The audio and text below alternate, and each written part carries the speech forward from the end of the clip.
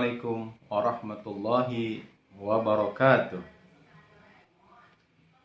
Media dan partai politik adalah salah satu dari pilar demokrasi.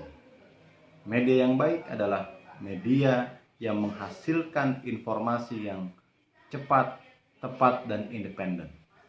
Sementara partai politik yang baik adalah yang menghasilkan pemimpin daerah yang cerdas, berintegritas, dan mementingkan kepentingan rakyatnya.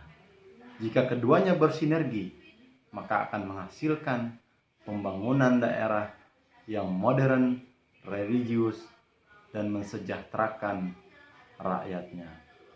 Saya, Aib Saripudin, Ketua DPD PKS Kota Bandar Lampung, mengucapkan selamat ulang tahun bagi Tribun Lampung yang ke-11.